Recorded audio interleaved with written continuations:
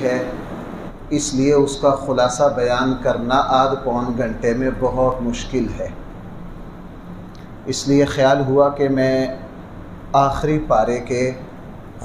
پارے کا خلاصہ دو طرح بیان کر دوں۔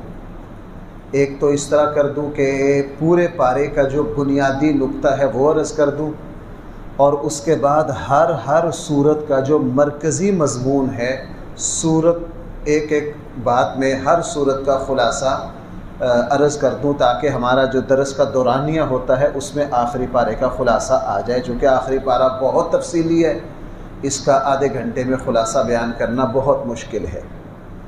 آخری پارے کا خلاصہ اگر ایک جملے میں لایا جائے تو آخری پارے میں قرآن کریم نے تقریباً 90% قیامت اور مرنے کے بعد کی زندگی کو بیان کیا ہے، بلکہ 30 پاروں میں کسی پارے میں قیامت کو، مرنے کے بعد کی زندگی کو اتنا زیادہ اور تفصیل سے نہیں بیان کیا اللہ تعالیٰ نے جتنا 30ویں پارے میں بیان کیا۔ تقریباً ہر صورت میں کسی نہ کسی حوالے سے مرنے کے بعد کی زندگی اور قیامت کا ذکر ہے۔ اب میں ہر صورت کا خلاصہ، ہر صورت کا جو بنیادی نقطہ ہے وہ عرض کرتا جاؤں۔ پہلی صورت ہے سورہ نبا۔ اس کے شروع میں کافروں نے مرنے کے بعد زندہ ہونے کا مذاق اڑایا تھا کہ جناب مٹی ہونے کے بعد دوبارہ کیسے زندہ کریں گے۔ قرآن کریم نے دو باتیں ارشاد فرمائی۔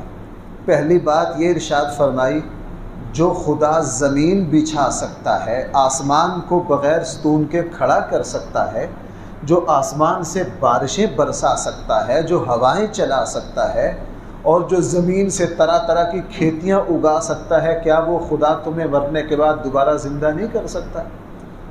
اور دوسری بات یہ فرمائی، صرف یہی نہیں، ہم تمہیں زندہ کریں گے۔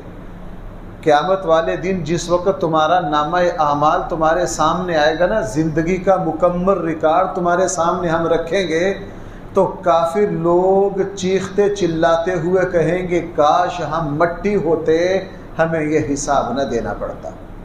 قرآن کریم 30ویں پارے کی جو دوسری صورت ہے سورہ نازعات، اس میں قرآن کریم نے پھر قسمیں کھا کے فرمایا ہے کہ ہم تمہیں مرنے کے بعد زندہ کریں گے، اور فرعون اور حضرت موسیٰ علیہ السلام کے واقعے کا خلاصہ دوبارہ ذکر کر کے یہ کہا ہے، اَأَنْتُمْ أَشَدُّ خَلْقًا أَمِ السَّمَاءُ، تمہیں اسی پر تعجب ہوئے جا رہا ہے کہ مرنے کے بعد کیسے زندہ کریں گے؟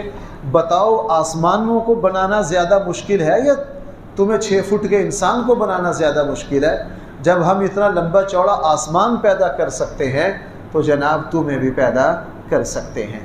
اور دوسرے پارے میں دوسری بات یہ کہی، جو شخص اپنے اللہ سے ڈر کے گناہ سے رک جاتا ہے، برائی کو روک لیتا ہے، تو ہم اس کو جنت میں اعلیٰ سے اعلیٰ ٹھکانہ عطا فرمائیں گے۔ اور تیسری بات یہ بیان فرمائی ہے کہ مرنے کے بعد لوگ دنیا میں کتنی زندگی گزار کر آئے، آپس میں تبصرہ کریں گے اور سارے یہ کہیں گے کہ ہم دنیا میں ایک دن کا کچھ لمحہ یا ایک ساتھ گزار کر آئے ہیں یا ایک صبح گزار کر آئے ہیں۔ تیسری صورت ہے سورہ عبس۔ اس کا خلاصہ یہ ہے کہ حضرت امام الانبیاء صلی اللہ علیہ وسلم کی خدمت میں کچھ بڑے مکہ کے سردار بیٹھے تھے، اتنے میں حضرت عبداللہ ابن ام مکتوم رضی اللہ عنہ جو نابینا صحابی تھے وہ آ گئے۔ ان کو پتہ نہیں چلا کہ اللہ کے نبی کے پاس کون بیٹھے ہیں۔ انہوں نے اللہ کے نبی سے کہا، اللہ کے رسول مجھے فلاں بات بتا دیجئے، مجھے فلاں بات بتا دیجئے۔ اللہ کے نبی کو ان کا آنا ناگوار گزرا، صرف اس وجہ سے کہ اس وقت یہ مکہ کے سردار بیٹھے ہیں، یہ میرا اپنا ہے، یہ تو کسی وقت بھی میرے پاس آ سکتا ہے۔ چونکہ مکہ کے سردار جو ہیں وہ عام لوگوں کے ساتھ بیٹھنا پسند نہیں کرتے تھے، تو اللہ کے نبی نے اس وجہ سے عبداللہ ابن ام مکتوم کے آنے کو پسند نہیں کیا۔ قرآن کریم نے محبت بھرے لہجے میں اللہ تعالیٰ نے اپنے حبیب کو ٹوکا کہ آپ ایک نابینا کے آنے سے آپ کو اچھا نہیں محسوس ہوا؟ آپ کو کیا پتہ یہ آپ کے پاس آیا ہے، یہ اللہ کا ڈر رکھتا ہے، یہ سیکھنے کے لیے آیا ہے؟ یہ جو سردار بیٹھے ہیں ان بدبختوں نے کیا سیکھنا ہے؟ اس کے بعد نبی کریم صلی اللہ علیہ وسلم حضرت عبداللہ ابن ام مکتوم کا بہت احترام کرتے، اور بعض مرتبہ فرمایا جب حضرت عبداللہ ابن ام مکتوم آتے اللہ کے نبی ان کے لیے اپنی چادر بچھاتے، اس پر بٹھاتے، اور ساتھ یہ بھی فرمایا کرتے کہ یہ وہ صاحب ہیں جن کی وجہ سے مجھے میرے اللہ نے تنبیہ کی ہے۔ اور 2 موقعوں پر حضور علیہ السلام جب کسی جنگ کے لیے تشریف لے گئے، مدینہ کا گورنر بھی انہی نابینا صحابی کو بنا کر گئے ہیں۔ اور اللہ کے نبی کے جو 2 مؤذن ہیں بڑے، ایک مشہور ہو گئے، دوسرے مشہور نہیں ہوئے۔ حضرت بلال مشہور ہو گئے، حالانکہ حضرت بلال نے اذان کی جتنی ڈیوٹی دی ہے حضرت عبداللہ ابن ام مکتوم نے بھی اتنی دی ہے۔ اللہ کے نبی کے یہ 2 مؤذن تھے، حضرت عبداللہ ابن ام مکتوم اور حضرت بلال۔ اور بھائی اس سے اگلی صورت ہے سورۃ التکویر۔ سورۃ التکویر میں قرآن نے پھر قیامت کا جو جھٹکا ہے، اذا الشمس کورت واذا النجوم انکدرت، ہم چاند اور سورج اور پہاڑوں کو اور زمین کو کس طرح تہ و بالا کر دیں گے، قرآن نے اس کا ذکر کر کے فرمایا کہ قیامت والے دن وَإِذَا الْمَوْعُودَةُ، قیامت والے دن ہم اس بچی سے بھی پوچھیں گے جس کو زندہ دفن کر دیا گیا تھا۔ اسے کہیں گے بِأَيِّ ذَنبٍ قُتِلَتْ، تجھے کس جرم میں قتل کر دیا گیا۔ اس سے پتہ یہ چلا کہ عورتوں پر جو ظلم کیا جائے گا کل قیامت والے دن اس کا حساب لیا جائے گا۔ اس لیے رسول اللہ صلی اللہ علیہ وسلم دنیا سے جاتے ہوئے آخری وصیتوں میں یہ بھی فرمایا کہ میں تمہیں عورتوں کے بارے میں وصیت کرتا ہوں، یہ تمہاری ماتحت ہیں، تمہارے گھروں میں قید ہیں، ان کے ساتھ اچھا سلوک کرنا۔ اور بھائی اس سے اگلی صورت ہے سورہ انفطار۔ سورہ انفطار میں پھر یہی بیان کیا کہ ہم قبروں کو کیسے اکھاڑیں گے، قیامت والے دن زمین کے نظام کو کس طرح ملیا میٹ کر دیں گے۔ اور اس کے بعد قرآن نے فرمایا، یہ بڑی پیاری آیت ہے قرآن کی، اللہ تعالیٰ شکوہ کے انداز میں، اور آپ کو پتہ ہے بھائی شکوہ غیروں سے نہیں ہوتا، شکوہ کس سے ہوتا ہے؟ اپنوں سے ہوتا ہے۔ قرآن کہہ رہا ہے یا ایھا الانسان ما غرک بربک الکریم، اے انسان تجھے اس کریم رب سے کس نے دھوکے میں ڈال دیا؟ اس رب سے جو اتنا طاقتور ہونے کے باوجود بھی تجھ سے محبت کرتا ہے اور اس پر خوش ہوتا ہے کہ میرا بندہ میری طرف رجوع کرے، اس کریم رب سے۔ میں نے بڑی مرتبہ بیان کیا ہے کریم کس کو کہتے ہیں؟ کریم اسے کہتے ہیں جو نالائق اور نکموں پر بھی رحم کرے، جو نالائق اور نکموں پر بھی کیا کرے؟ جیسے کلاس میں ہمارے ہاں ٹیچر ان بچوں پر توجہ دیتے ہی دیتے ہیں جو لائق ہوں، امید ہو کہ سالانہ امتحان میں یہ کسی اچھے اس پر جائیں گے۔ لیکن بھائی اللہ جل جلالہ فرما رہے ہیں میں کریم ہوں۔ کریم اسے کہتے ہیں جو کمزور سے کمزور پر بھی مہربان ہو۔ اس لیے ہمارے ہندوستان کے ایک بہت بڑے محدث تھے، جب ان کا آخری وقت آیا بس وہ آخری وقت میں اللہ کو یہی پکارے جا رہے تھے، یا کریم یا کریم۔ جو قریب تھے انہوں نے پوچھا کیوں آپ اس کا اللہ کے ناموں میں اس کا ورد کر رہے ہیں؟ فرمایا کریم اسے کہتے ہیں جو نالائقوں پر بھی ترس کھائے۔ اور بھائی اس صورت میں قرآن نے ایک یہ بات ارشاد فرمائی ہے، ہم نے تمہارے کندھوں کے اوپر فرشتے بٹھا رکھے ہیں جو تمہارے پوری زندگی کے کچے چٹھے کو محفوظ کر رہے ہیں۔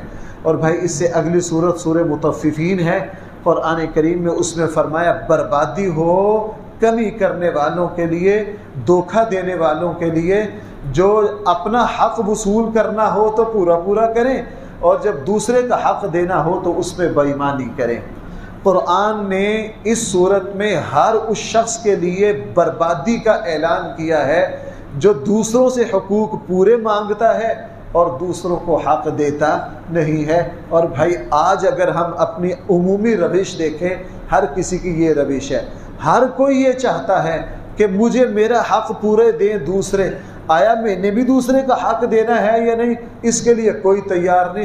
قرآن نے فرمایا ویل للمطففین، اور ایسے لوگ ہلاک و برباد ہو جائیں گے۔ دوسری بات اس صورت میں یہ بیان کی ہے، قرآن نے جنت کی نعمتوں کا ذکر کیا ہے، اور جنتوں کی نعمتوں کے ذکر میں پھر ایسے نیک لوگوں کا جنہیں دین کی وجہ سے تانے سننے پڑے ہوں، قرآن نے ان کا بھی ذکر کیا ہے۔ جن حضرت بلال حبشی کے نقش قدم پر چلتے ہوئے جن مسلمانوں کو دوسروں سے دین کی وجہ سے گالیاں، تانے، دھکے دیکھنے پڑے ہیں، تو کل قیامت والے دن اللہ ان جنتیوں کو کہے گا جاؤ ذرا جہنم کے دروازے پر، جن بدبختوں نے تمہیں تانے دیے ہیں ان سے پوچھو جناب آج کون ذلیل ہو رہا، آج کون۔ اس سے اگلی صورت ہے سورہ انشقاق۔ اس میں قرآن کریم نے پھر قیامت کی ہولناکی کو بیان کر کے فرمایا ایک دن آئے گا ہم تم سے حساب لیں گے اور جس کا نامہ اعمال دائیں ہاتھ میں مل گیا وہ کامیاب ہوگا، اور فرمایا فسوف یحاسب حسابا یسیرا، ہم تم سے آسان حساب لیں گے، ہم تم سے کیا لیں گے؟ آسان۔ بھائی اللہ تعالیٰ ماہر فن استاد امتحان لینے پر آئے ہو تو اس کو کوئی امتحان نہیں دے سکتا؟ اللہ کو بھائی کون اپنا حساب دے سکتا ہے؟ تو اللہ نے فرمایا ہم آسان حساب لیں گے، چونکہ اللہ حساب لینے پر آئیں پھر تو صدیق اکبر جیسے دے سکتے ہیں، ہم تو دے نہیں سکتے، ہم تو پہلے لفظ پر ہی فیل ہیں۔ تو قرآن نے اس کا ذکر کیا ہے۔ اس کے اگلی صورت ہے سورۃ البروج۔ سورۃ البروج میں قرآن نے ایک واقعہ کا ذکر کیا خندق والوں کا۔ صحیح بخاری میں اس کی تفصیل ہے۔ رسول اللہ صلی اللہ علیہ وسلم سے پہلے ایک بادشاہ تھا، اس نے اپنے ماننے والوں کو خندقیں کھود کر آگ بھر کے کوئلہ اس میں آگ لگا کے تقریباً 20,000 ایمان والوں کو اس میں جلا دیا تھا۔ قرآن اس کا ذکر کر رہا ہے اس صورت میں، اور قرآن آگے کہہ رہا ہے ان لوگوں کا قصور صرف یہ ہے، ان کا قصور صرف یہ ہے کہ انہوں نے یہ کہا تھا کہ ہم اللہ پر ایمان لاتے ہیں۔ ہم کس پر ایمان لاتے ہیں؟ قرآن نے دوسری جگہ بھی کہا جن لوگوں کو ایمان کی وجہ سے ستایا گیا ہے اللہ قیامت والے دن بلا کے کہیں گے ستانے والوں کو، اور بدبختو تم نے صرف ظلم اس وجہ سے کیا، ان کا قصور کیا تھا؟ خود نبی کریم صلی اللہ علیہ وسلم پر جب مکہ والوں نے ظلم کیا تو حضرت عباس وغیرہ سب یہ کہتے تھے بدبختو اس ہستی کو جو تم پتھر مارتے ہو اس نے کیا کیا ہے؟ یہ تو صرف یہ کہہ رہا ہے کہ میں اللہ پر ایمان لاتا ہوں۔ اور بھائی اس سے اگلی صورت جو ہے سورۃ الطارق ہے۔ سورۃ الطارق میں بنیادی طور پر 2 باتیں فرمائی گئی ہیں۔ ان متکبر انسانوں کو متوجہ کیا ہے جو خدائی کا دعویٰ کرتے ہیں اور اپنے غرور میں ڈوبے رہتے ہیں، انہیں کہا ذرا اپنی پیدائش پر غور کرو، تم کن کمزوریوں سے پیدا ہوتے ہوتے یہاں پہنچے ہو، اور اپنے بڑھاپے پر بھی غور کرو، اپنے آغاز پر بھی غور کرو۔ بھائی کسی مخلوق کا بچہ اتنا کمزور نہیں ہوتا جتنا انسان کا بچہ ہوتا ہے، جتنا کس کا بچہ ہوتا ہے؟ اور فرمایا پھر زندگی کے آخر میں بھی بڑھاپے میں دھکے کھاتے ہو، جس کی آگے پیچھے اتنی کمزوریاں لگی ہوں اس کو اللہ کے سامنے یا بندوں میں غرور کرنے کا حق نہیں پہنچتا۔ اور دوسری بات اس صورت میں یہ فرمائی ہے کہ قیامت والے دن ہم سارے راز کھول کے رکھ دیں گے۔ اس سے اگلی صورت ہے سورہ اعلیٰ۔ سورہ اعلیٰ کے شروع میں مسلمانوں کو وہ تسبیح سکھائی گئی ہے جو ہم رکوع اور سجدہ میں پڑھتے ہیں، سبحان ربی الاعلیٰ اور سبحان ربی العظیم۔ میرا اللہ ہر عیب سے پاک ہے۔ انسان جیسا کیسا گرا پڑا ہو اس کی یہ تمنا ہوتی ہے کہ میں جس کو سجدہ کروں اس میں عیب نہ ہو، چونکہ جس میں کوئی عیب ہو انسان اس کے سامنے سر جھکانے کے لیے تیار۔ فرمایا کہ سبح اسم ربک الاعلی، تمہارا اللہ جو ہے وہ سب سے اعلیٰ ہے۔ اور بھائی دوسری بات قرآن نے فرمائی ہے قد افلح من تزکا، کامیاب ہو گئے وہ لوگ جنہوں نے اپنا تزکیہ کر لیا۔ بھائی ذرا متوجہ ہونا میری طرف، تزکیہ کس کو کہتے ہیں؟ کپڑا گندا ہو جائے نا اس کو اچھی طرح دھونے کو تزکیہ کہتے ہیں، اس کو اچھی طرح دھونے کو۔ اب قرآن نے فرمایا وہ لوگ کامیاب ہو گئے جو اپنا تزکیہ کرتے ہیں، یعنی ہر وقت اپنی اصلاح کی کوشش میں رہتے ہیں، جب بھی ان کے سامنے ان کی خامی آتی ہے اپنی خامی کو دور کرنے کی کوشش کرتے ہیں اور اپنے آپ کو قابل اصلاح اور قابل تربیت سمجھتے ہیں۔ میرے بھائیو میری بات سنو، بندہ کے کامل ہونے کی علامت یہ ہے کہ وہ ہر وقت اپنے آپ کو ناقص سمجھے۔ میں کیا کہہ رہا ہوں؟ بندہ کے کامل ہونے کی علامت کیا ہے؟ وہ ہر وقت اپنے آپ کو کیا سمجھے؟ اور بندہ کے ناقص ہونے کی علامت یہ ہے کہ وہ اپنے آپ کو کامل سمجھے، وہ اپنے آپ کو کامل سمجھے۔ تو اس حقیقت کو قرآن نے بیان کر دیا۔ اس سے اگلی صورت ہے سورۃ الغاشیہ۔ اس میں بھی قیامت کا ذکر کر کے قرآن نے فرمایا کہ ہم جہنمیوں کو ایسا پانی پلائیں گے، ایسے خاردار کھانا دیں گے، ایسے کانٹوں والا جو حلق سے اترتے ہی ان کی ساری رگوں کو ٹکڑے ٹکڑے کر دے گا۔ اور فرمایا کہ پھر ہم اہل جنت کو ایسی نعمتیں دیں گے۔ انسان جو ہے نا یہ 4 طرح کی چیزیں مانگتا ہے۔ انسان چاہتا ہے میرا شریک زندگی اعلیٰ ہو، خواہ مرد ہو خواہ عورت ہو، جذبات یہ ہے کہ میرا شریک زندگی اعلیٰ ہو، میرا لباس اعلیٰ ہو، میرا کھانا پینا اعلیٰ ہو، میری رہائش اعلیٰ ہو۔ ہماری ساری خواہشات انہی 4 چیزوں کے دائیں بائیں گھومتی ہے۔ قرآن نے 4 باتوں کا ذکر کیا، جناب تمہارا شریک زندگی بھی مثالی سے مثالی ہوگا، تمہاری رہائشیں بھی اعلیٰ سے اعلیٰ ہوں گی، تمہارے لباس بھی اعلیٰ سے اعلیٰ ہوں گے، اور تمہارے کھانا پینا اور رہائش بھی سارا اعلیٰ سے اعلیٰ ہوگا۔ اور دوسری بات اس صورت میں یہ بیان کی ہے کہ تم ذرا غور کرو، عرب جب سفر کرتے نا اونٹ پر بیٹھے ہوتے، صحرا، عرب لمبے لمبے صحرا ہیں، جب صحراؤں میں سفر کرتے اونٹوں پر بیٹھے ہیں، نیچے زمین ہے، اوپر آسمان ہے، دائیں بائیں پہاڑ ہے، یوں سفر کر رہے ہوتے۔ قرآن نے اس پورے منظر کو 4 آیتوں میں سمو دیا، کہا فَلَا يَنظُرُونَ إِلَى الْإِبِلِ كَيْفَ خُلِقَتْ، اونٹ پر غور کرو ذرا ہم نے کیسے اس کو پیدا کیا ہے، وَإِلَى السَّمَاءِ كَيْفَ رُفِعَتْ، اونٹ پر بیٹھتے بیٹھتے اوپر دیکھتے کہتے ہم نے آسمان کو کیسے پیدا، نیچے دیکھتے وَإِلَى الْأَرْضِ كَيْفَ سُطِحَتْ۔ تو قرآن کریم نے دائیں بائیں کے ماحول سے اللہ ان کو متوجہ کیا اپنی طرف۔ اس سے اگلی صورت ہے سورہ فجر۔ 5 قسمیں کھا کے قرآن نے فرمایا ہم نے قوم سمود اور قوم عاد اور فرعون کو بہت طاقت دی تھی، لیکن ان بدبختوں نے اللہ کی دی ہوئی طاقت کو غلط استعمال کر کے یہ غرور اور تکبر میں آگے، اللہ نے پھر ان کو ذلیل و رسوا کر دیا۔ اور دوسری بات یہ ارشاد فرمائی کہ تم اپنے اللہ پر بھروسہ کرو۔ کس پر بھروسہ کرو؟ اپنے اللہ پر بھروسہ کرو۔ اللہ کا بھروسہ ایسا ہے جو نہ کبھی ٹوٹے گا اور نہ کبھی تمہیں دھوکہ دے گا۔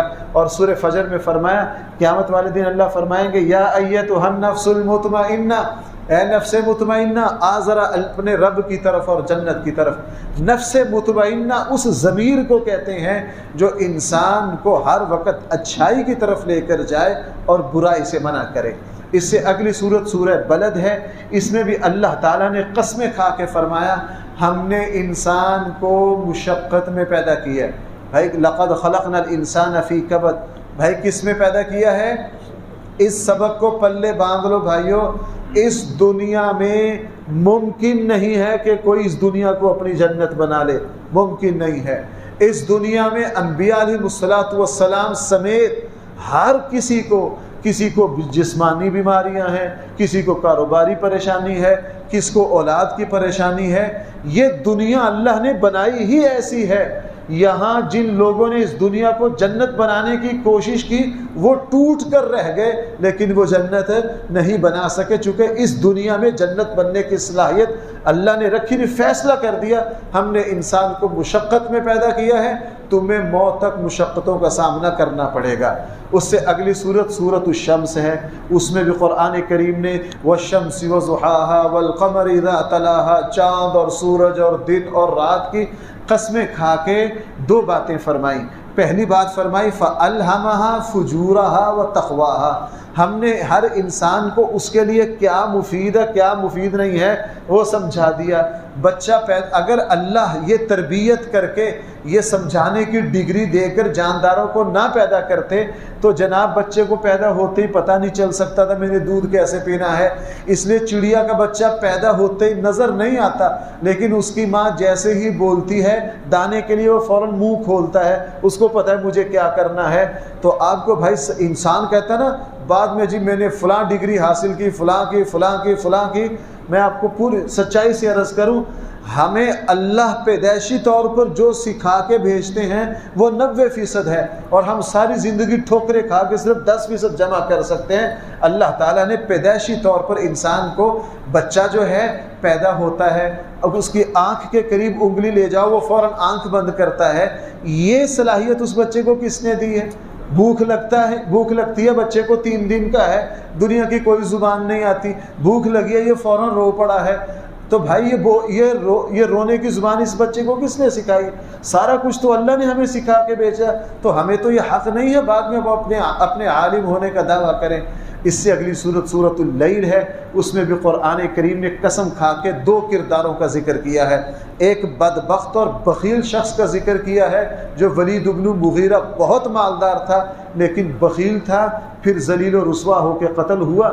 اور دوسرے سیدنا صدیق اکبر کا ذکر کیا ہے۔ مکہ میں 6 غلام تھے، بھائی کتنے غلام؟ اور 6 ہی ابتدائی مسلمان اور 6 ہی عظیم الشان۔ یہ کون ہے؟ حضرت بلال حبشی۔ یہ کون ہے؟ یہ کون ہے؟ حضرت خبیب۔ یہ کون ہے؟ حضرت عمار بن یاسر کے والد حضرت یاسر۔ یہ 6 غلام تھے۔ یہ ابتدائی جو 30 مسلمان ہیں ان میں سے تھے، اور یہ کافروں کے غلام تھے، اور ان کو مارا جاتا، اور مارا بھی ان راستوں پر لٹا کر مارا جاتا جہاں سے اللہ کے نبی نے گزرنا ہوتا۔ اللہ کے نبی جب گھر سے نکلتے، رستے میں کہیں حضرت بلال کو مار رہے ہیں، کبھی دوسرے کو مار رہے ہیں، اللہ کے نبی بڑے دکھی ہوتے۔ ایک دن اللہ کے نبی کی زبان سے نکل گیا، کاش ان ایمان والوں کو خرید کے کوئی آزاد کرے۔ صدیق اکبر پاس بیٹھے تھے، اسی وقت اٹھ کر گئے، اپنا سارا مال اکٹھا کیا، سارے دن کوشش کر کے یہ 6 کے 6 غلاموں کو خرید لیا اور خرید کے آزاد کر دیا۔ صدیق اکبر کے والد حضرت قحافہ کو پتہ چلا، وہ کافر تھے اس وقت، بعد میں مسلمان ہوئے، تو اپنے بیٹے کو اتنا جھاڑا کہ تو نے سارا مال ان غلاموں کے خریدنے پہ لگا دیا، یہ مکہ کے کمزور ترین لوگ ہیں، مشکل میں تیرا ساتھ بھی نہیں دے سکتے۔ صدیق اکبر نے کہا، ابا جی میں نے دنیا میں ساتھ لینے کے لیے ان کو نہیں خریدا، میں نے اللہ کو راضی کرنے کے لیے خریدا۔ کیا کہا؟ حضور پر وحی آئی، قرآن نے کیا کہا؟ اس میں آخری جملہ وہی جو وَلَسَوْفَ يَرْضَى، اس نے اللہ کو راضی کرنے کے لیے خریدا ہے، ان قریب ہم بھی اس کو اچھی طرح راضی کر دیں گے، ہم بھی اس کو کیا کر دیں گے۔ اس سے اگلی صورت وَالضُّحَىٰ ہے۔ کچھ دن وحی رکی، ابو لہب کی بیوی نے بڑی بدتمیزی کی، کہا اس بندے کا جن جو ہے اس کے خدا نے اس کو چھوڑ دیا ہے، اور جب تانے دیے تو قرآن کی آیت آئی، ما ودعک ربک وما قلی، نبی جی ہم نے آپ کو ہرگز نہیں چھوڑا۔ اور اللہ کے نبی کی فضائل پر سورہ والضحیٰ، سورہ علم نشرہ تو سارے حضور کے فضائل پر ہے۔ فرمایا نبی جی ہم نے، آپ یتیم تھے، ہم نے آپ کو ٹھکانہ دیا، ہم نے آپ کو نبوت کا علم دیا، ہم نے آپ کو نبوت کا علم دیا، اور ہم آپ سے وعدہ کر رہے ہیں وَلَسَوْفَ يُعْطِيكَ رَبُّكَ فَتَرْضَىٰ، آپ کا رب آپ کو اتنا دے گا کہ آپ راضی ہو جائیں گے۔ اس سے اگلی صورت سورہ علم نشرہ ہے۔ سورہ علم نشرہ میں فرمایا نبی جی ہم نے آپ کا سینہ اسلام کے لیے کھول دیا ہے، اور یہ سارا اسلام بھائی فیض ہے نبی کریم صلی اللہ علیہ وسلم کا۔ دوسری بات فرمائی پیغمبرانہ ذمہ داریاں تھی آپ پر، ہم نے آپ کو یہ ہمت دی کہ آپ پیغمبرانہ ذمہ داریوں کو ادا کر سکے۔ تیسری بات یہ فرمائی ہم نے تنگیوں کے ساتھ آسانیاں ہیں، فیصلہ یہ ہے اگر کسی پر ایک مشکل آئے گی تو اللہ تعالیٰ اس کے بدلے میں 2 آسانیاں بھی دیں گے۔ اس سے اگلی صورت سورۃ التین ہے، اس میں بھی اللہ تعالیٰ نے قسم کھا کے فرمایا کہ ہم نے انسان کو بہت اعلیٰ سانچے میں ڈھالا ہے۔ بھائی ذرا سننا میری بات، ہم نے انسان کو، قرآن جہاں بھی انسان کا ذکر کرتا ہے 2 باتیں کہتا ہے، خلق فسوا، ہم نے صرف بنایا نہیں، ایسا باکمال بنایا ہے قیامت تک پوری دنیا مل کے انسان کے وجود میں کوئی مائی کا لال یہ ثابت نہیں کر سکا، نہ کر سکے گا کہ 5 کی جگہ اگر اس کی انگلیاں 6 ہوتی تو اس میں کمال پیدا ہو جاتا۔ کوئی آج تک، کوئی قیامت تک میڈیکل لائن کتنی بھی ترقی کر لے، کبھی انشاءاللہ اس کو بلکہ جرت نہیں کریں گے کہ جناب یہ جو ناک ہے اللہ اگر یہاں نہ ہوتا، چہرے میں فلاں جگہ ہوتا تو یہ زیادہ مفید ہوتا۔ فرمایا خلق فسوا، ہم نے صرف پیدا نہیں کیا، ہم نے اس کی تخلیق کو ایسا کمال تک پہنچایا ہے کہ قیامت تک اس میں کوئی خامی نہیں نکال سکتا۔ پھر سورہ علق ہے، اور سورہ علق کی ابتدائی آیات تو بھائی قرآن کی ابتدائی آیات ہیں، اور ان میں قرآن نے بنیادی سبق دیا حضور کو کہ آپ ہر کام، ہر مقصد، ہر منصوبے سے پہلے اپنے اللہ کو یاد کریں گے۔ کس کو یاد کریں گے؟ نبی کریم صلی اللہ علیہ وسلم نے فرمایا جو مسلمان کوئی بھی اچھا کام کرے اس کے شروع میں اللہ کو یاد نہ کرے اس وہ بے برکتہ ہو جاتا ہے۔ اس سے اگلی صورت سورہ قدر ہے۔ شب قدر کے حوالے سے آپ سورہ قدر کے تشریحات علماء سے سنی رہے ہیں۔ اس سے اگلی صورت سورہ بینہ ہے۔ سورہ بینہ میں قرآن کریم نے بنیادی بات یہ ارشاد فرمائی ہے کہ ہم کل قیامت میں انہی لوگوں کے عمل کو قبول کریں گے جن کے عمل میں اخلاص ہوگا، جن کے عمل میں بھائی کیا ہوگا؟ اخلاص ہوگا۔ اس سے اگلی صورت سورہ زلزال ہے۔ سورہ زلزال میں قیامت کے زلزلے کو بیان کیا ہے، اور بیان کرنے کے بعد فرمایا جناب قیامت والے دن ہم سارے راز بھی کھول دیں گے، زندگی میں جس نے ذرے کے برابر بھی نیکیاں کی ہوگی وہ بھی کھول کر اس کے سامنے رکھ دیں گے۔ اس سے اگلی صورت سورہ عادیات ہے۔ اللہ جل جلالہ نے پہلے گھوڑوں کی جہاد میں جو کیفیات ہوتی ہیں ان کی قسمیں کھائی ہیں، اور قسمیں کھا کر جہاد کی اہمیت کا بتایا ہے، اور پھر میرے اور آپ کے ایک مرض کی نشاندہی کی ہے۔ فرمایا کہ تم مال و دولت سے بڑی محبت کرتے ہو، تم مال و دولت سے کیا کرتے ہو؟ محبت۔ اللہ کے نبی نے فرمایا انسان بوڑھا ہو جائے اس کی 2 قوتیں جوان ہی رہتی ہیں، اور ان میں سے ایک پیسے کی محبت ہے۔ بابا جی 80 سال کے بھی ہو جائیں نا لیکن پیسے دیکھ کے رال پھر بھی ٹپک جائے گی، یہ انسانی فطرت ہے۔ قرآن نے فرمایا تم بڑی ٹوٹ کر پیسے سے نفرت کرتے ہو، حالانکہ یہ محبت والی چیز نہیں۔ میں نے بڑی مرتبہ سنایا، ایک عرب شاعر ہیں، انہوں نے پیسے کے اوپر ایک بڑا قصیدہ کہا اشعار میں، ان میں سے ایک شعر مجھے بڑا پسند ہے۔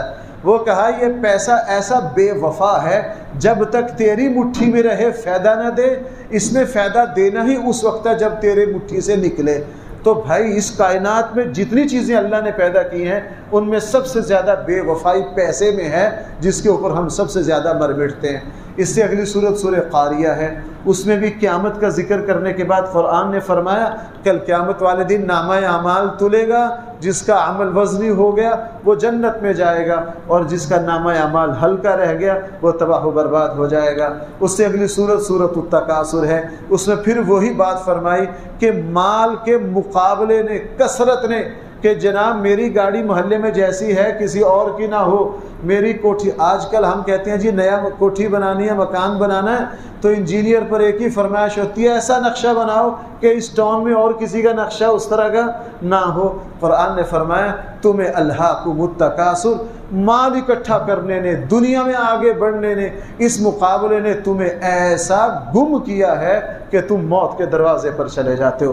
اس سے اگلی صورت سورہ عصر ہے۔ ہر مسلمان جانتا ہے، اللہ تعالیٰ قسم کھا کے فرما رہے ہیں ہر وہ انسان نقصان میں ہے جس کے پاس 4 خوبیاں نہ ہو۔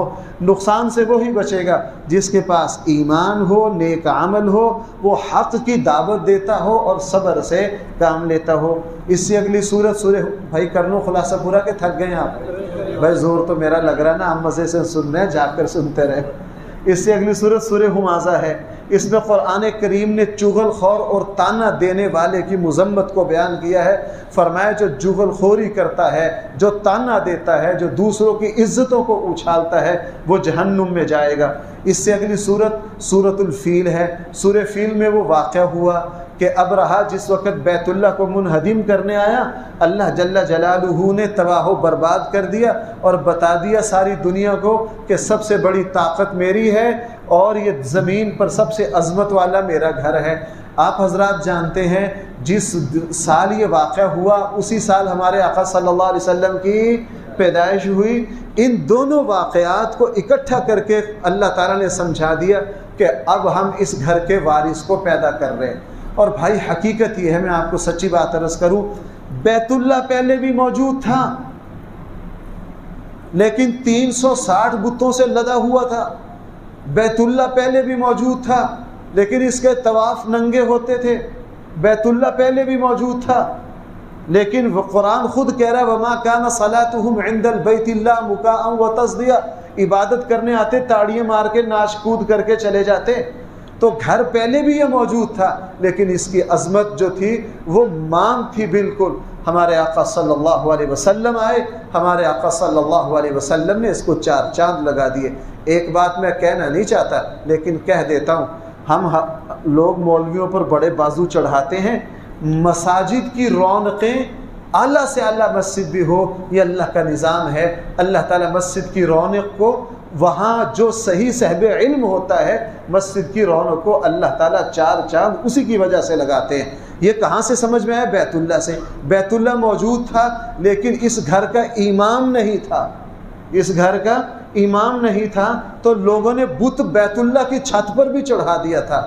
جب اللہ نے اس گھر کا امام الانبیاء صلی اللہ علیہ وسلم پیدا کیا، قیامت تک بھائی بیت اللہ میں بت جا سکتا ہے؟ کافر بھی نہیں جا سکتا۔ بیت اللہ کی عظمت کو چار چاند کس سے لگے؟ نبی کریم صلی اللہ علیہ وسلم۔ میں یوں کہہ سکتا ہوں، اگر اللہ کے حبیب نہ ہوتے تو بیت اللہ کو جاننے والا بھی کوئی نہ ہوتا۔ تو حقیقت یہ ہے کہ ہمیں تو اللہ کا تعارف، بیت اللہ کا تعارف، قرآن، یہ سارا کچھ کس کے ذریعے ملا ہے؟ ہمارے آقا صلی اللہ علیہ وسلم سے۔ اس سے اگلی سورہ قریش ہے، اور قریش کا بنیادی نقطہ اللہ تعالیٰ کی دی ہوئی نعمتوں پر شکر کرنا ہے۔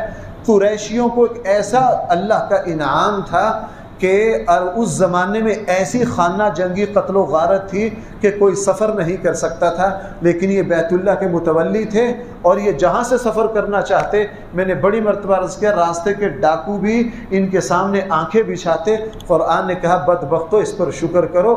بھائی میری اور آپ کی زندگی میں اللہ کے بہت انعامات ہیں، ضروری ہے کہ ہم اللہ کی عبادت کریں اور اسی اللہ کا شکر ادا کریں۔ اس سے اگلی سورہ ماعون ہے، اس میں قرآن کریم نے منافقوں کا ذکر کرتے ہوئے فرمایا یہ وہ لوگ ہیں جو یتیم کا حق نہیں دیتے اور نماز سستی سے پڑھتے ہیں اور ایسا بخل کرتے ہیں کہ کوئی چیز بھی مانگ لے اس کو بھی نہیں دیتے۔ صحیح مومن کبھی بھی بخیل نہیں ہو سکتا، اور مومن نماز جو ہے وہ شوق سے پڑھتا ہے، اس کو پتہ ہے کہ نماز میں مجھے اپنے اللہ سے ہم کلام ہونا ہے۔ اس سے اگلی سورہ کوثر ہے۔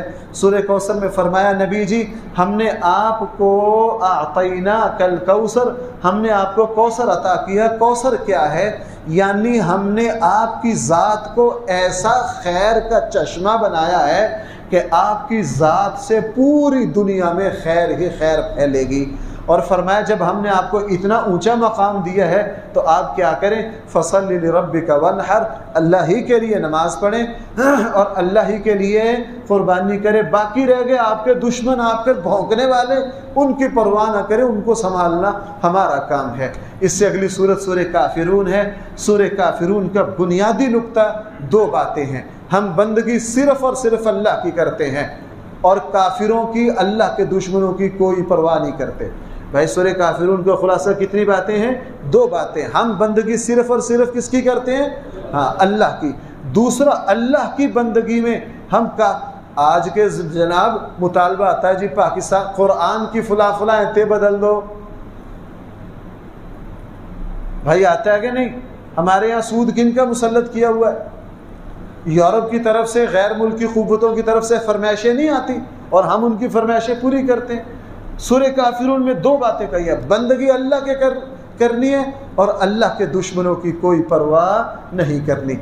اور اس سے اگلی سورہ نصر ہے، اذا جاء نصر اللہ۔ میں نے جمعے میں بھی یہ بات بیان کی، یہ اس صورت میں اللہ کے نبی کو اشارہ دے دیا گیا تھا کہ اب آپ کی زندگی کا اختتام ہو گیا ہے اور اب آپ اللہ تعالیٰ سے خوب بخشش مانگیے اور استغفار کیجئے۔ لہٰذا بندہ جو ہے کسی کو اپنی موت کا تو پتہ نہیں، لیکن بھائی جو 70-80 پر پہنچ گیا ہے اب اس کو مزید 100 سال کی توقع تو نہیں، اس لیے بڑھاپے میں بندہ اللہ کی تسبیح زیادہ کرے اور توبہ اور استغفار۔ اس سے اگلی سورہ لہب ہے، حضور کا سگا چچا بدبخت نکلا، اللہ کے نبی کو دکھ دیے اور دکھ دینے کے نتیجے میں قرآن نے کہا تباہ و برباد ہو جائے ابو لہب بھی اور اس کی بیوی بھی۔ سورہ لہب کا بنیادی سبق یہ ہے جناب تمہیں دنیا کے اعتبار سے جتنی چاہیں نسب کے اعتبار سے فضیلتیں مل جائیں، لیکن اگر تمہارے پاس ایمان اور عمل نہیں ہے اللہ تعالیٰ کے یہاں کوئی قدر و قیمت نہیں ہے۔ بڑے بڑے ہمارے خطے میں بڑے بڑے پیروں کی، بڑی بڑی گدی نشینوں کی اولادیں یہیں سے مری ہیں، بڑے بڑے دینی رہنماؤں کی اولادیں یہیں سے مری ہیں۔ انہوں نے اپنے آبا و اجداد کے نسبوں کو دیکھا، سورہ لہب میں بتا دیا ہم نسب نہیں دیکھتے۔ اس لیے رسول اللہ صلی اللہ علیہ وسلم نے حضرت فاطمہ سے ایک مرتبہ فرمایا تھا بیٹی اگر تیرا عمل تجھے پیچھے چھوڑ گیا نا، تیرا عمل کمزور ہو گیا تو میرا نسب تجھے کوئی فائدہ نہیں دے گا۔ اللہ تعالیٰ کے یہاں اصل قدر و قیمت عمل کی ہے۔ اس سے اگلی صورت سورہ اخلاص ہے، اور سورہ اخلاص کی بنیادی باتیں دو ہیں۔ ایک اللہ کی توحید، کیا؟ ایک اللہ کی قل هو اللہ احد۔ بھائی اللہ کتنے؟ بھائی ذرا سن، اللہ کتنے ہیں؟ قرآن نے یہ کہا ہے ہم نے ہر چیز کا جوڑا جوڑا پیدا کیا ہے۔ اس کائنات میں جو اکیلا ہو، جوڑا نہ ہو، وہ اس میں بہت بڑا خلا ہے۔ اس میں کیا ہے؟ میں انسان سے سمجھا دوں، اگر کوئی مرد ہے اس کا نکاح نہیں ہے، یا عورت ہے اس کا شوہر نہیں ہے، یہ اس کے لیے عیب ہے، لیکن اللہ کی ذات جو ہے ایک ہونا اس کے لیے عیب نہیں، اس کی سب سے بڑی صفت ہے۔ کیا ہے؟ اس لیے ہمارا اللہ ایک ہے۔ اور دوسری بات اس میں یہ فرمائی گئی وہ صمد ہے۔ صمد اسے کہتے ہیں کہ ساری دنیا کا کام اس کے بغیر نہیں چل سکتا، اور ساری دنیا کے بغیر اس کے سارے کام چل سکتے ہیں۔ ہمارا کوئی کام اللہ کے بغیر نہیں چل سکتا، اور اللہ کا کوئی کام ہم پر اٹکا ہوا وہ بے نیاز ہے۔ تو سورہ اخلاص کی بنیادی باتیں اللہ کی توحید اور اللہ کا بے نیاز ہونا، اور میرے اور آپ کا 100% محتاج ہونا۔ اس سے اگلی صورت سورہ فلق اور سورہ ناس ہیں۔ ان دونوں صورتوں کا مضمون ایک ہے، اکٹھی اتری ہیں، یہ جوڑا ہے۔ رسول اللہ صلی اللہ علیہ وسلم پر لبید بن اسد نے جادو کیا تھا، وحی کے ذریعے حضور کو بتلا دیا گیا کس طرح جادو کیا گیا ہے، اور پھر سورہ فلق اور سورہ ناس اتری، اور اس کے برکت سے اللہ جل جلالہ نے اس جادو کو ختم کر دیا۔ صحیح بخاری میں ہے رسول اللہ صلی اللہ علیہ وسلم رات کو سوتے ہوئے ان دو صورتوں کا دم کر کے اپنے ہاتھ پہ اپنے جسم پہ مل لیتے۔ آخری بات، یہ قرآن کی آخری صورتیں ہیں۔ سورہ فاتحہ پہلی صورت ہے، اول آخر میں کوئی جوڑ ہوتا ہے۔ پہلی صورت کا جو مضمون ہے سورہ فاتحہ کا، وہی مضمون سورہ فلق اور سورہ ناس کا ہے۔ اول آخر کے جوڑ کو فٹ کر کے بتا دیا کہ اس پوری کتاب میں کوئی بات بے جوڑ نہیں ہے۔ پورے قرآن کی ہر آیت ہیرے جواہرات کی طرح ایک دوسرے سے کیا ہیں؟ جڑی ہوئی ہیں۔ اب سورہ فاتحہ اور سورہ فلق اور سورہ ناس میں جوڑ کیا ہے؟ سورہ فاتحہ میں کیا فرمایا تھا؟ ایاک نعبد و ایاک نستعین، اے اللہ ہم آپ ہی کی بندگی کرتے ہیں اور آپ ہی سے بھائی کرو بولو سارے تاکہ تھوڑی جاگ، ہم آپ ہی کی بندگی کرتے ہیں اور آپ ہی سے مدد کس سے مانگتے ہیں؟ سورہ فلق میں کہہ دیا اے نبی جی ان کو کہیے میں اس اللہ کی پناہ میں آتا ہوں، ملک الناس الہ الناس، جو اس کائنات کا خالق و مالک ہے۔ وہاں بھی ہمیں یہ کہا کہ میری مدد کے بغیر تمہارا گزارا نہیں چل سکتا، مجھ ہی سے مدد مانگو۔ اور سورہ فلق اور سورہ ناس میں بھی کہہ دیا جناب یہ شیطان بڑا خبیث ہے، یہ نفس بڑا خبیث ہے، یہ حسد کرنے والے بڑے خبیث ہیں، یہ جادو کرنے والے بہت طاقتور ہیں، لیکن تم کمزور ہو کر بچو گے کیسے؟ بس ایک ہی بات ہے، اعوذ برب الفلق اعوذ برب الناس، اللہ سے مدد مانگو، اللہ کی پناہ میں آؤ، اللہ تعالیٰ خود تمہاری حفاظت کر لیں گے۔ یہ اول قرآن کے اول اور آخر کا جوڑ فٹ کر کے بتا دیا۔ اس کتاب کی ہر آیت ایک دوسرے سے جڑی ہوئی ہے۔ میں نے آخری پارے کی ہر صورت کا ترتیب سے تسلسل کے ساتھ خلاصہ بیان کر دیا ہے۔ اللہ تعالیٰ ہم سب کو عمل کی توفیق عطا فرمائے۔ بس میری بھائی آخر میں آپ سے ایک یہ گزارش ہے کہ ذرا اللہ کی کتاب سے اپنے آپ کو جوڑیے۔ اللہ کی کتاب سے ہم آج کا مسلمان قرآن سے دور ہے، اور بھائی سارے احباب قرآن صحیح پڑھنا سیکھیں، قرآن کا ترجمہ سیکھیں، اس کا معنی اور مطلب سیکھیں۔ آپ دیکھیں گے یہ کتاب ہمارے دلوں میں کیا کیفیت پیدا کرتی ہے۔ اور بھائی اس کے کئی طریقے ہو سکتے ہیں، آپ جہاں ہیں کسی عالم سے سیکھ لیجئے، کسی استاد سے سیکھ لیجئے۔ ہمارے یہاں رمضان کے علاوہ پورا سال فجر کی نماز کے بعد تفصیل سے درس ہوتا ہے۔ جو احباب یہاں آ سکتے ہوں وہ یہاں آ سکتے ہیں، جس کو جہاں جیسا موقع ملے۔ بھائی موت تک اس کتاب کا طالب علم بنانا ہے یا نہیں؟ کوشش کرو ہم موت تک اس کتاب کے سکھانے میں لگے رہیں۔ اللہ تعالی ہم سب کو عمل کی توفیق عطا فرمائے۔ دعا کر لیجیے۔ الحمدللہ رب العالمین والصلاة والسلام علی سید الانبیاء والمرسلین وعلی آلہ واصحابہ اجمعین۔ اے میرے مولا، پورے رمضان میں یہ جو قرآن کا خلاصہ بیان کیا گیا، ہم نالائق اور نکمے، جاہل، ہر اعتبار سے کمزور، آپ کی کتاب کو بھلا کیسے ہماری ناپاک زبان بیان کر سکتی ہے؟ اے میرے اللہ، اس کو بیان کرنے میں جتنی غلطیاں ہوئی ہیں، اے اللہ مجھے ان کی معافی دے دیجئے۔ اے اللہ، کوئی لفظ زبان سے آپ کی کتاب کے شان کے خلاف نکل گیا ہو، اے اللہ ہم سب کو معاف کر دیجئے۔ مجھ سے بیان کرنے میں اور میرے ساتھیوں سے سننے میں اگر کہیں حق تلفی ہو گئی ہو، اے اللہ ہم سب کو معاف کر دیجئے۔ اے اللہ، اس کتاب میں جو کچھ ہم نے خلاصے کی شکل میں سنا ہے، اے اللہ ہم سب کو اس کو یاد رکھنے کی، ہم سب کو اس پر عمل کی توفیق عطا فرمائیے۔ اے اللہ ہم سب کو عمل کی توفیق عطا فرمائیے، ہم سب کو عمل کی توفیق عطا فرمائیے۔ اے اللہ اس کتاب کو قبر میں ہمارے لیے نور بنا دیجئے، میدان محشر میں نور بنا دیجئے، اس کتاب کو ہمارا سفارشی بنا دیجئے، اس کتاب کو ہمارا سفارشی بنا دیجئے۔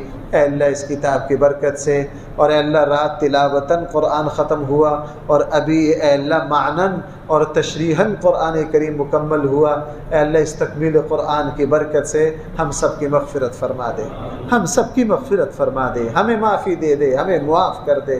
اے اللہ اس کی وجہ سے ہم پر اپنا فضل فرما دیجئے، اپنا کرم فرما دیجئے، اپنا رحم فرما دیجئے۔ اس قرآن کی برکت سے ہمارے ماں باپ، بیوی بچے، ہمارے خاندان، اساتذہ، بزرگ، اے اللہ سب کی مغفرت فرما دیجئے، سب کی مغفرت فرما دیجئے۔ اے اللہ ہم سب کو دنیا اور آخرت کی نعمتوں سے مالا مال کی فرما دیجئے، اور دنیا اور آخرت کی مصیبتوں سے بچا لیجئے۔ اے میرے اللہ اس کتاب کو ہمارا سفارشی بنا، اس کو ہمارے خلاف مدعی نہ بنا۔ اے اللہ ہمیں اس کتاب کے طالب علموں میں شامل فرما، اور ہم سب کا اس کتاب سے تعلق کو جوڑ دیجئے، ہم سب کو باشعور مسلمان بنا دے۔ اے اللہ ہم سب کو باشعور مسلمان بنا دے۔ اے اللہ دین کو ہماری نظر میں قابل قدر بنا دے، ہم سب کو باعمل مسلمان بنا دے۔ اے اللہ ہمارے ایمان کو کامل فرما دے، ہماری نسلوں کے ایمان کی حفاظت فرما، ہمارے ملک پر اپنا فضل اور کرم فرما، ہمارے ملک کو ہر طرح کی ترقیاں عطا فرما۔ اے اللہ ہمارے رزق میں برکت اور وسعت فرمائیے۔ اے اللہ ہماری ساری ضروریات کو پورا فرمائیے۔ اے اللہ ہم سب، اے اللہ ہماری زندگیوں میں، عمروں میں، عملوں میں، صلاحیتوں میں، گھروں میں، اولادوں میں، اے اللہ ہر چیز میں برکت عطا فرمائیے۔ اے اللہ ہم اپنی تمام نعمتوں میں بے برکتی سے پناہ چاہتے ہیں، اے اللہ ہمیں پناہ عطا فرمائیے۔ ہمارے جانے والوں کی مغفرت فرمائیے، ہمارے بیماروں کو شفا عطا فرمائیے، ہماری زندگی میں جتنی پریشانیاں ان کو ختم کر دیجئے، ہماری جتنی دعائیں ہیں ان کو قبول کر لیجئے، جتنی جائز تمنائیں ہیں ان کو پورا کر دیجئے۔ اے اللہ جن مسلمانوں کے پاس اولاد نہیں ہے یا نرینہ نہیں ہے ان کو اولاد دے دیجئے، جن کے پاس اولادیں ہیں ان کی اولادوں کو نیک بنا دیجئے۔ اے اللہ ہماری کفالت فرمائیے، اب ہمیں اپنی سرپرستی میں لے لیجئے۔ اے اللہ رمضان کی جتنی برکتیں ہیں، قرآن کی جتنی برکتیں ہیں، اعتکاف کی جتنی برکتیں ہیں، شب قدر کی جتنی برکتیں ہیں، وہ ہم سب کو عطا فرمائیے۔ ہمارے آقا صلی اللہ علیہ وسلم نے جو کچھ مانگا ہے عطا فرمائیے۔ ہمارے آقا نے جن جن چیزوں سے پناہ مانگی ہے ہمیں بھی پناہ دے دیجئے۔ دعا میں جتنے احباب شریک ہیں ان کی جتنی دعائیں ہیں اللہ سب کو قبول فرما لیجئے۔ ہم سب کی ساری دعاؤں کو قبول کر لیجئے، ہم سب کی ساری دعاؤں کو قبول فرما لیجئے، ہم سب کی ساری دعاؤں کو ضرور قبول فرما لیجئے۔ صلی اللہ تعالی علی خیر خلقہ سیدنا و مولانا محمد و آلہ و اصحابہ اجمعین برحمتک یا